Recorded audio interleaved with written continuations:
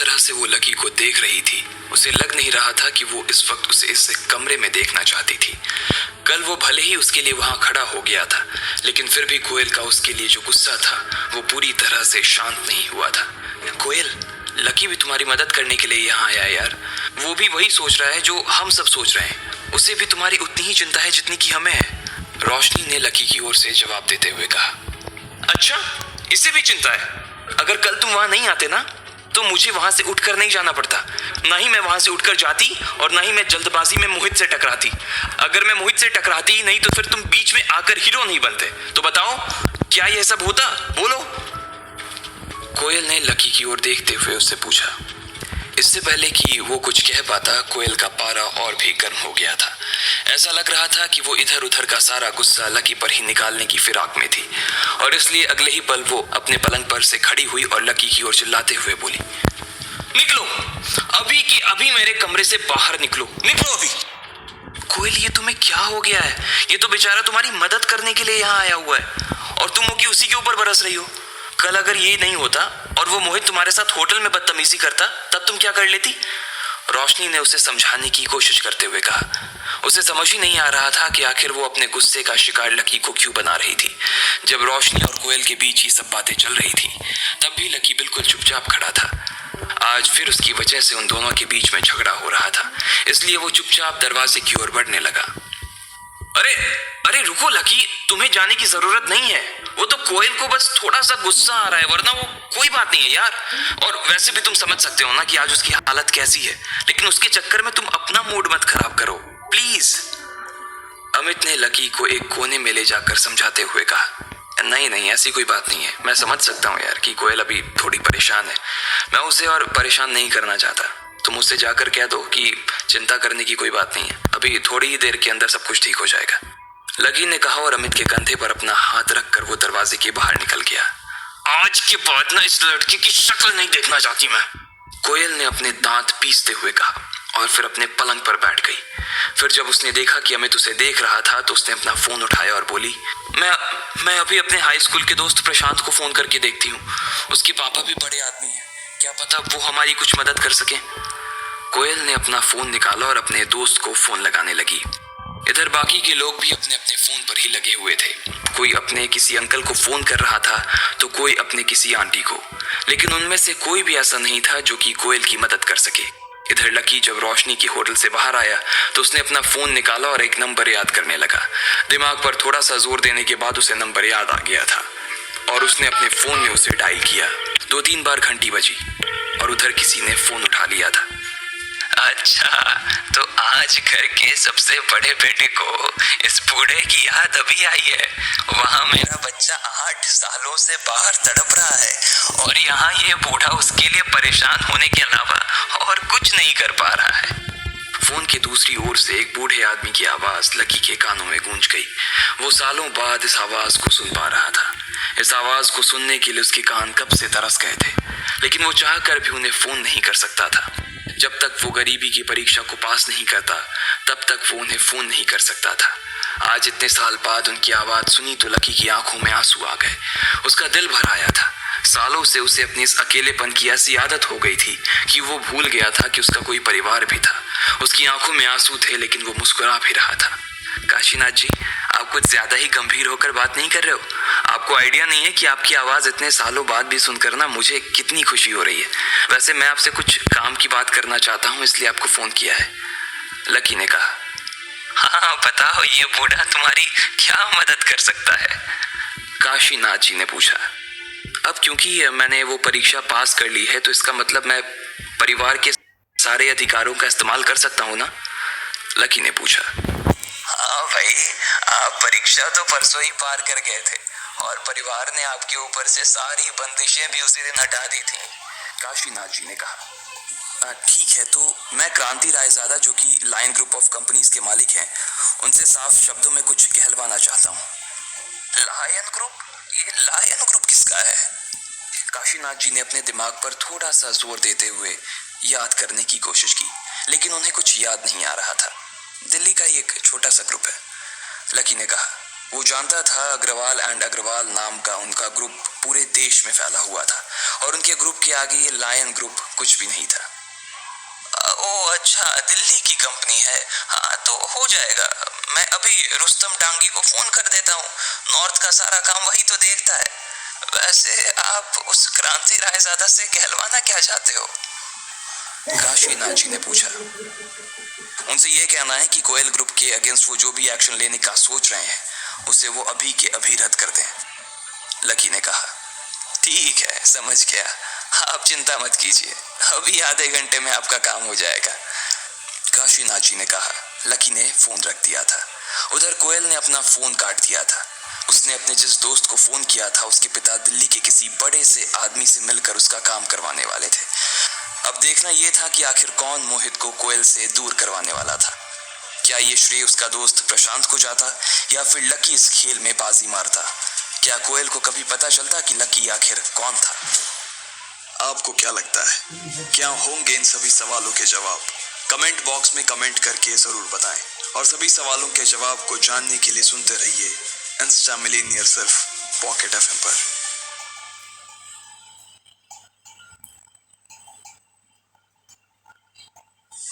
ध्रुव ने शौर्य दल के 100 साल के इतिहास में पहली बार 11 साल की उम्र में एकलव्य रैंक हासिल कर ली थी, मगर फिर एक दिन कुछ ऐसा हुआ कि उसकी रैंक 0 पर पहुंच गई और तब से वो बस वापस अपना मुकाम बनाने की कोशिश में जुट गया।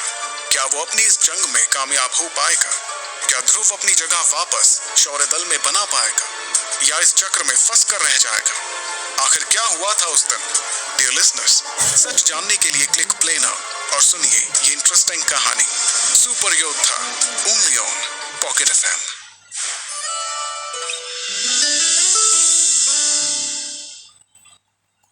उधर लकी की बात सुनते ही काशीनाथ जी ने रुस्तम डांगी को फोन लगा दिया था और इधर कोयल के दोस्त प्रशांत के पिताजी ने भी उसकी मदद करने की ठान ली थी।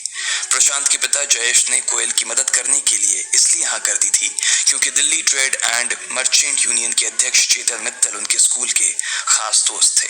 अगर चेतन मित्तल ने इस मामले में क्रांति रायजादा को फोन भी कर दिया तो कोयल की सारी मुश्किल एक बार में ही हल हो जाती। इस वक्त चेतन मित्तल अपनी कंपनी में किसी विदेशी क्लाइंट के साथ एक डील साइन करने में जुटे हुए थे। इस क्लाइंट से न सिर्फ चेतन मित्तल की कंपनी को बल्कि दिल्ली के हर छोटे बड़े व्यापारी को ढेर सारा फायदा होने वाला था। पूरा सौदा लगभग 1500 करोड़ रुपए का था। जब ये मीटिंग चल रही थी तभी चेतन मित्तल के कॉन्फ्रेंस रूम का दरवाजा खुला और उनका सेक्रेटरी हॉल के अंदर आ गया। इस तरह से अपने सेक्रेटरी को बीच में घुसते देखकर चेतन मित्तल को बहुत गुस्सा आ रहा था। उसके आने की वजह से बाकी लोग भी परेशान हो रहे थे। उनकी नजर में ये बहुत बुरा व्यवहार था। सेक्रेटरी भी इस बात को अच्छी तरह से जानता था, मगर फिर भी उसके पास अंदर आने के अलावा कोई चारा नहीं था। सर, एक बात करनी थी आपसे, सेक्रेटरी ने धीरे से चेतन मित्तल के पास आते हुए कहा। उसने भी हाँ में गर्दन हिला दी। इसके बाद सेक्रेटरी उसके करीब आया और उसके कानों में कुछ कहने लगा। जैसे ही चेतन मित्तल ने अपने सेक्रेटरी की बात सुनी, उसके चेहरे का रंग बदल गया और वो अपनी कुर्सी से खड़ा होकर बोला, मुझे माफ करना साथियों, लेकिन मुझे अभी किसी बहुत ही जरूरी काम के लिए यहाँ से निकलना पड़ेगा। हम इस डील के बारे में बाद में बात करेंगे। मैं जानता हूँ कि इस तरह की मीटिंग को बीच में छोड़कर जाना ठीक नहीं है, लेकिन आप लोग मुझे आज माफ कर देना प्लीज। इतना कहकर चेतन अपनी कुर्सी पर से उठा और दरवाजे से बाहर निकलने लगा।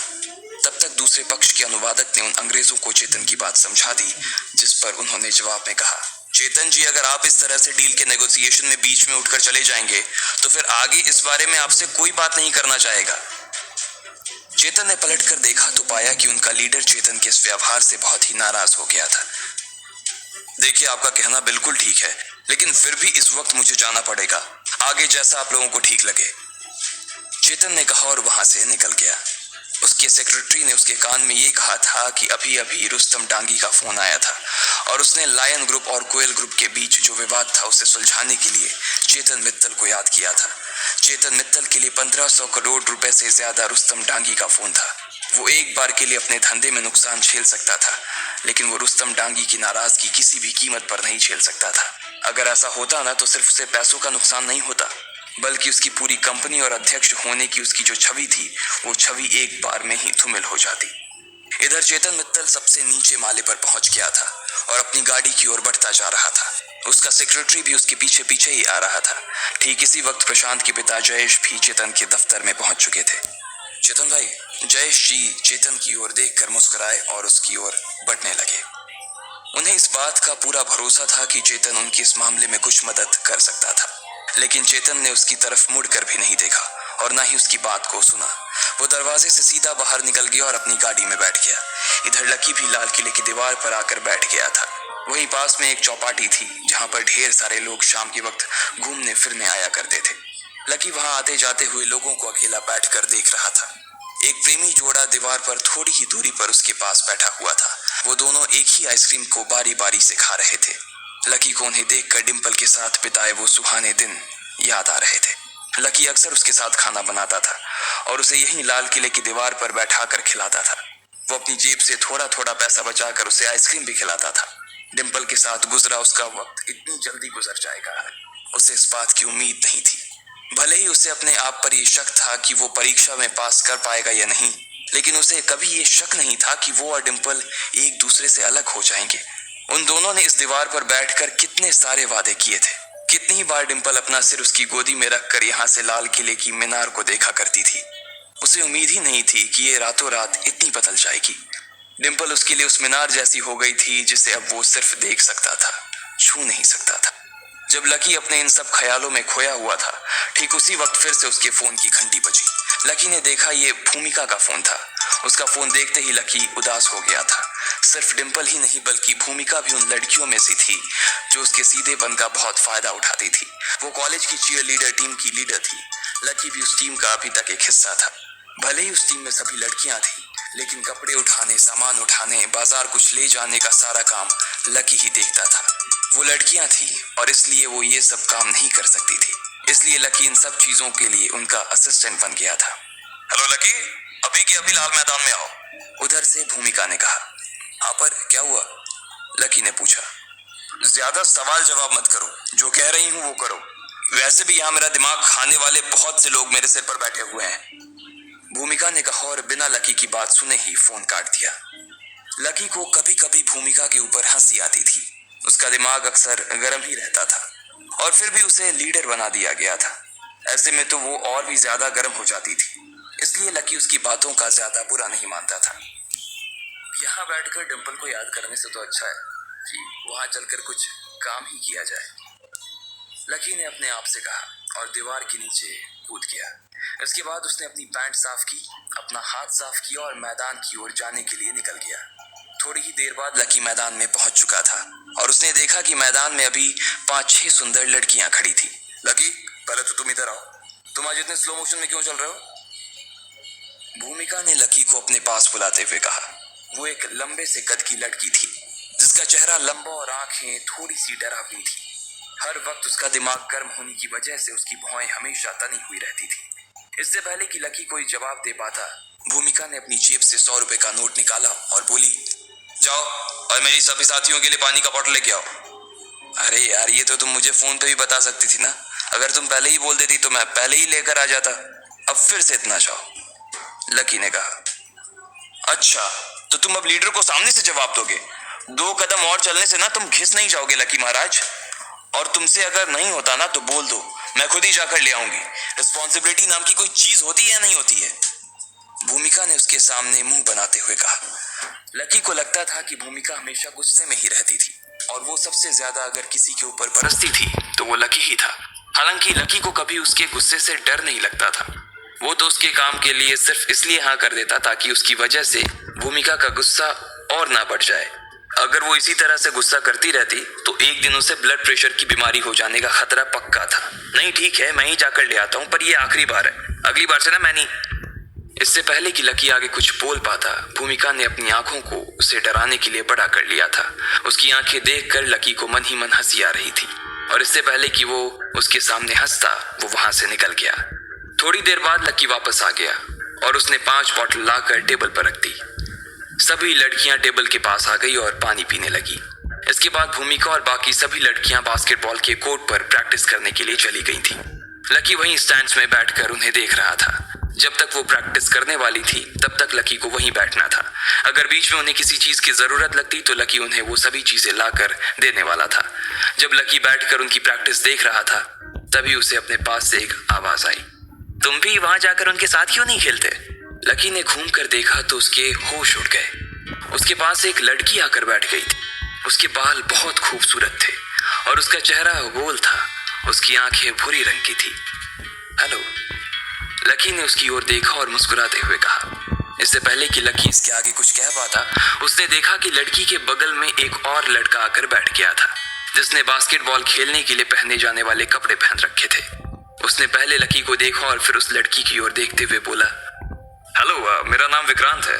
मैं बास्केटबॉल टीम से हूँ। मेरी फैमिली बिजनेस में है और अभी हम लोगों ने एक छोटी सी कंपनी खोली है जिसका एनुअल टर्नओवर 200 करोड़ रुपए का है। विक्रांत ने कहा और मुस्कुराते हुए उस लड़की की तरफ अपना हाथ बढ़ा दिया। लकी को इस बात पर हंसी आ गई थी कि विक्रांत ने आते ही अपने इंट्रोडक्शन में अपनी कंपनी का टर्नओवर बता दिया था। वो उस लड़की को भी उस तरह से देख रहा था जिस तरह से वो बाकी लड़कियों को देखता था। वो जितना ज्यादा लड़कियों को देखता था, लड़कियां भी उसे उतना ही देखती थी। विक्रांत दिखने में भी काफी हैंडसम था, इसलिए कोई भी लड़की उसे आसानी से भाव दे दिया करती थी। लेकिन इधर मामला अलग था। उस लड़की ने उसे और उसके हाथ को देख तो लिया था, लेकिन उससे मिलाने के लिए उसने अपना हाथ आगे नहीं बढ़ाया। उसने सिर्फ मुस्कुराते हुए उससे कहा, मेरा नाम अदिति है, मैं भूमिका की दोस्त हूँ। जब अदिति ने विक्रांत से अपना हाथ नहीं मिलाया तो विक्रांत थोड़ा सा झिझक गया और उसने अपना हाथ पीछे खींच लिया। फिर अपनी शर्म को छुपाने के लिए उसने अदिति की ओर उत्साह से मुस्कुराते हुए देखा और बोला, ओह अदिति, काफी अच्छा नाम है। भूमिका तो वैसे अभी प्रैक्टिस में बिजी है और उसे तो अभी थोड़ा टाइम भी लगेगा, इसलिए वो अभी तुमसे बात नहीं कर पाएगी। अगर तुम चाहो तो मैं तुम्हें वॉक पर ले जा सकता हूँ। मैं तुम्हें प्लेग्राउंड भी दिखा दूंगा और हम थोड़ी बातें भी कर लेंगे। You know, I just love talking to girls. Vikrant ने अपने बालों में हाथ फेरते हुए कहा, नहीं सॉरी, मैं यहीं ठीक हूँ। अदिति ने एक मुरझाई सी मुस्कान के साथ उसे देखा और कहा। अदिति की इस मुस्कान ने विक्रांत के लिए सारे दरवाजे मानो उसके मुंह पर ही बंद कर दिए थे। वो शर्मिंदा तो बहुत महसूस कर रहा था, पर फिर भी अदिति इतनी सुंदर थी कि वो उसे अपने हाथ से यूं ही जाने नहीं देना चाहता था। वो चाहता था कि अदिति उसके साथ टहलने जाए, लेकिन इससे पहले कि वो अदिति को मना कर पाता, उसकी टीम के किसी साथी ने उसे बुला लिया और बीच में ही उसे जाना पड़ा। जैसे ही विक्रांत उन दोनों के बीच से उठकर निकला, अदिति लकी की तरफ घूमी और उससे पूछा, तुम्हारा नाम क्या है? लकी। लकी ने बहुत ही फीका सा जवाब दिया। असल में जिस तरह से अदिति उसे देख रही थी, लकी उसे देखता ही रह गया था। इतने प्यार से तो शायद कभी डिम्पल ने भी उसे नहीं देखा था। उसकी बड़ी बड़ी आंखों में लकी को अपने लिए थोड़ी सी भी खिन्न नजर नहीं आ रही थी। ना ही उसे ऐसा लग रहा था कि अदिति को उसके पास बैठने में किसी तरह का पछतावा हो रहा था। अदिति की नजरों में लकी के लिए कोई दया या भाव भी नहीं था। लकी देख पा रहा था कि वो जैसा था, अदिति उसे वैसे ही एक्सेप्ट कर रही थी। जब लकी को इन सब चीजों का भान हुआ तो ना चाहते हुए भी उसके चेहरे पर अदिति के लिए एक मुस्कान आ गई। अब इससे पहले कि इन दोनों के बीच कोई बात आगे हो पाती, भूमिका उन दोनों के बीच में आ गई। अदिति, तू यहाँ क्यों बैठी हुई है? भूमिका ने कहा। इससे पहले कि अदिति अपनी ओर से कुछ कह पाती, भूमिका ने लकी को वहां से उठने का इशारा किया और बोला, जाओ सबको पानी पिलाओ। लकी को उसकी बात का बुरा तो लगा, लेकिन क्योंकि अदिति वहां बैठी थी इसलिए उसने पलटकर कोई जवाब नहीं दिया और वहां से चला गया। उधर जब लकी सब लड़कियों को पानी पिला रहा था, तब इधर सब लोग कोयल के कमरे में परेशान से घूम रहे थे। कोयल ने देखा कि सूरज ढलने लगा था और जल्द ही रात होने वाली थी।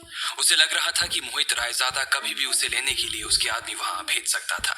बाकी लोगों को भी यही डर सता रहा था। नहीं, मुझे नहीं जाना, मुझे बचा लो, मुझे नहीं जाना। कोयल ने अचानक ही चीखते हुए कहा। सब लोगों ने उसे देखा और दौड़कर उसके पास आकर बैठ गए। तू चिंता मत कर कोयल, कोई ना कोई रास्ता निकल आएगा, रोशनी ने कहा। हालांकि उसे भी यही लग रहा था कि कोयल के पास जाने के अलावा और कोई रास्ता नहीं था। सब लोग फोन कर हिम्मत हार गए थे। किसी के पास अब कोई कांटेक्ट नहीं बचा था कि अचानक कोयल के फोन पर उसके पिताजी का फोन आया। कोयल ने फोन उठाया। उधर से उसके पिताजी ने ना जाने क्या कहा, जिस पर कोयल बोली, व्हाट? इतना कहते ही उसका मुंह खुला का खुला रह गया था। आखिर ऐसा क्या कहा था उसके पिताजी ने? क्या उसका मैटर सॉल्व हो गया था या फिर मोहित के आदमी उसे लेने के लिए आ रहे थे? आपको क्या लगता है, क्या होंगे इन सभी सवालों के जवाब? कमेंट बॉक्स में कमेंट करके जरूर बताएं और सभी सवालों के जवाब को जानने के लिए सुनते रहिए इंस्टा मिलीनियर सिर्फ पॉकेट एफएम पर।